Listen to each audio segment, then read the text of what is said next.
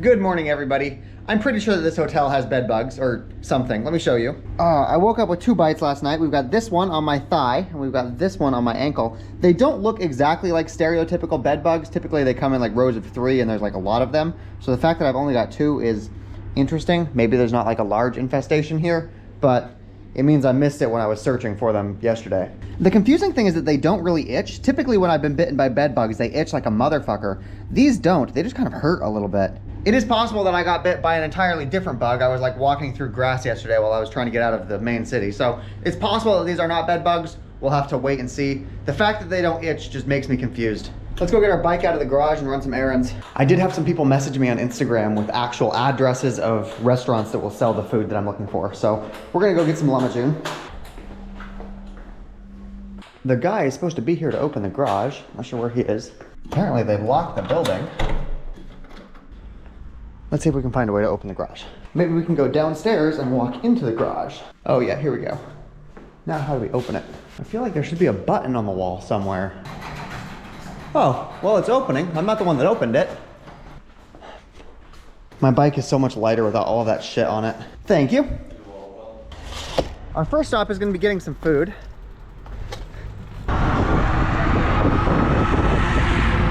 We gotta find a bike shop today too. My brakes are sounding not great. Turn left onto Baby Yakuchi, then turn right onto Rafak Sneaky. This is where I was told to go, a place called Tava Foods, and of course it's closed. Renovations. I'm convinced that the lamajun is the rarest food in Europe. So rather than trusting what random people on Instagram send me in my DMs, I'm just gonna Google Turkish restaurant in Google and see where it takes me. This is a 1-lane road. I would not be able to go down this road if I was on a car. But because I'm on a bike, I can just take the sidewalk. Haha, look at this. Look at this right there. Google did me right. I'll just park the bike right here so we can see it through the glass. God, I'm so excited. I hope they give me lemons. Lamajun needs lemons. They've got their menu on a QR code, so you know this place is gonna be expensive. Oh, it's so cheap. Yes. Can I get 3 lamajun? I've been waiting for this for like 3 weeks. Oh, there's a hostel like right up the street. I think that we will spend a couple nights in the hostel and just explore the city. Just spend some time here, just chill out a little bit, slow down. Thank you so much. Oh my God, look at this.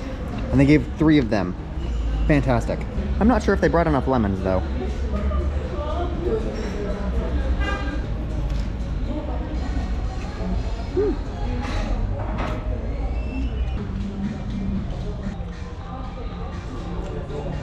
God, that was fucking great. I'm trying to figure out where we pay.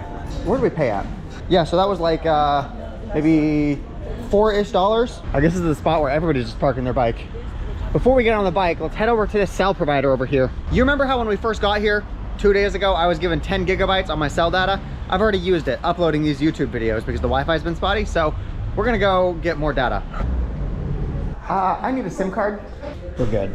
Okay, let's go install this. I actually changed companies. The first company I went to when I got here was called IPKO. I've had a terrible experience with them. Their app doesn't work. Activating it is hard. So I'm just switching to their competitor. Let's go ahead and see if this new SIM card is any better. While we wait for this to activate, I'm just gonna lock my bike up to this post so we can go walk around the downtown part of the city. I'm actually not worried about anything getting stolen because a lot of people are just leaving their bikes laying around. If they trust it, I probably should too. My bike is a tad more expensive than theirs would be, but it's a good sign that there's not robbers. I've been a YouTuber long enough to know that anytime I say something like that, the end of the video ends with me getting robbed, so. Okay, we got cell data. Let's see if we can't find a currency exchange place. Look at that.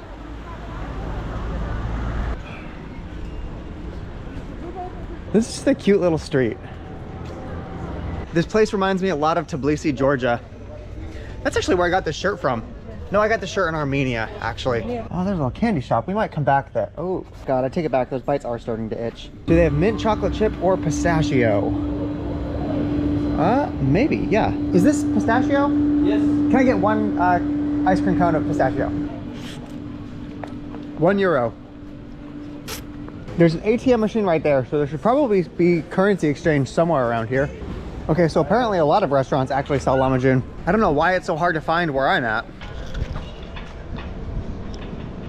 There we go, found a currency exchange place. Thank you very much. We have almost completed our errands for the day. We just need to go to a bike shop now. The bike shop is only 6 minutes away. Here we go, bike shop. They should have tools and brakes. Okay, perfect.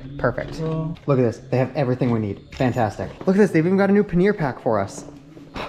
So nifty. I'm curious how much all of this will cost. Okay, so this is 79 euros, which is actually reasonable. How much? So how much for the whole thing? So it's basically 140 bucks between all of it. Okay, thank you so much. Have a good day. 140 bucks. We're just gonna move my bike over here so I can install this pack. Okay, so right here we have our brakes and our tools that we need to do the brakes. And then this is the expensive part. This was like 80 bucks to replace this thing, which was like 30 bucks. Why is it full of shit? Check it out, it came with a rain cover to keep it dry if it starts raining. That's nifty. I think he also gave me a used water bottle. All in all, it's a very good product. It's got a lot more pockets, a lot more space. It's got like actual structure, so it's not gonna flop around. It's expensive, but it's definitely a better product than the one I've got. And then we'll put this guy on right there. Look at that. It's even got a spot to stick my sunscreen. It's more expensive than I would like, but I think it's a worthwhile upgrade. I still need to find a dumpster to dump this old one out in. And now that I've got this little tool, I'm gonna go up here and tighten all of the bolts. Just all of the bolts on the bike are getting retightened.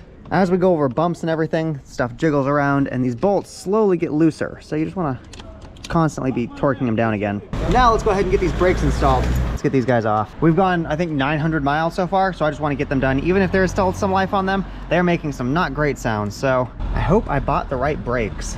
I should also check the spokes, make sure there's no damage to anything down here while I'm at the wheel. Everything looks good. Okay, so this is the caliper. We just got to get these old pads out. 900 miles and there's still a whole bunch of life left on these. I'm gonna save the old ones and they'll be just like emergency brakes in case these fail somehow, but I definitely want to replace everything with new components. I'll try to explain the way this works. These two brake pads right here, they go inside this little spring.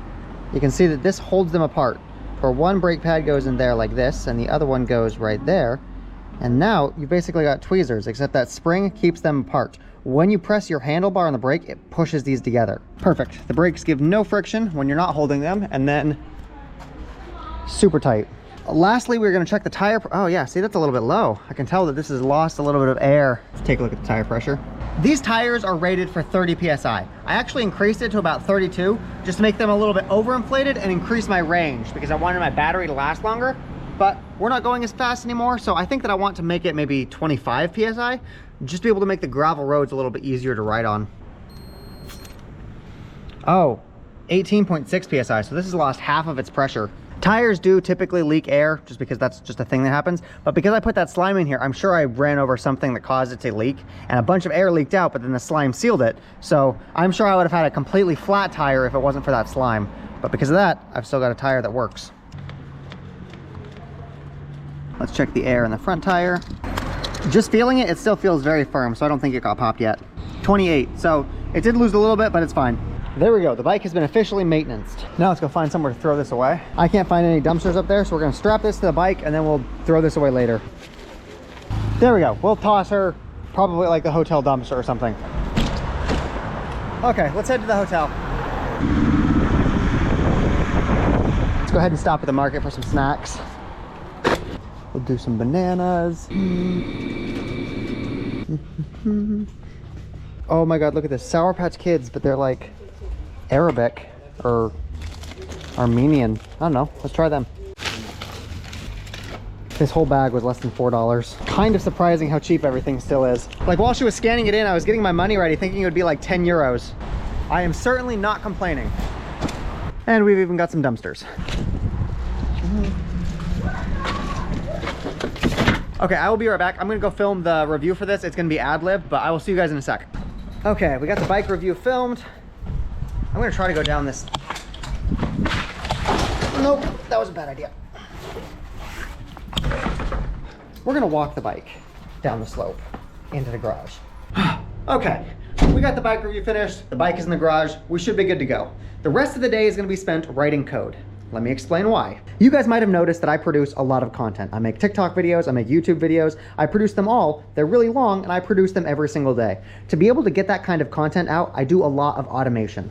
One of the problems that you'll have when you use multiple cameras like I do, I'm using this one and I use this one, is getting all of the footage to sort itself out properly chronologically. So if I film something on this, and then I film another thing on this, I film a video over here, and then I go back over there, I need all of the footage when I'm rendering this in the project to sort itself out exactly in the order that they were filmed in, even though they came from different cameras. I could do that manually, but it's really hard to go through each of the individual footages and find out where they should go. So what this script does, as soon as I plug my GoPro into this, it will automatically import the footage and sort it chronologically. And then if I import another camera, it will take that footage and then insert that in the right spot where it should go, just based on the creation time. Then, once all of the footage is imported, it will take all of that and it will import that into DaVinci Resolve, create a timeline, and then put that in there. Actually, let me show you one of the scripts. Let me show you what this is actually doing to make my life easier. This is that script I was just talking to you about running right now. You can see that it's thinking, it's going to fill the project with all of the clips in exactly the order that they need to be in. It just imported all of the footage. Now it's importing them into the timeline. Good morning, everybody. The first clip is exactly the first one that I shot that day. Yeah, and so it just sorts them chronologically. Now let's say that I want to export this to TikTok. One of the things that I could do is I could come up here to the settings, file settings, project settings. I could set this to vertical resolution, make it a TikTok thing, and then come up here and then manually zoom this in for each one of these individual clips. This would be so long if I had to manually come up to each of these clips and scale them to the right size, right? So I've got a script right here. It automatically comes through, sets it to the TikTok format, and then everything is TikTokified. But there are some problems with my script, and I've recently discovered them as I've been working through this, in that it doesn't account for multiple days. If I film something today and then I film something tomorrow, I need those to be separate projects. I need my script to account for that. So we're just gonna be spending the rest of the day optimizing my scripts to make them work a little bit better for my workflow. These scripts are the reason I'm able to produce the amount of content that I produce, and I'm just gonna spend the rest of the day optimizing them. What's funny is the whole thing is written in Python. GoPro, they have an unofficial API that lets you talk to the cameras. DaVinci has an unofficial API that lets you talk to the project. All of this is done in Python through unofficial APIs. It's fantastic.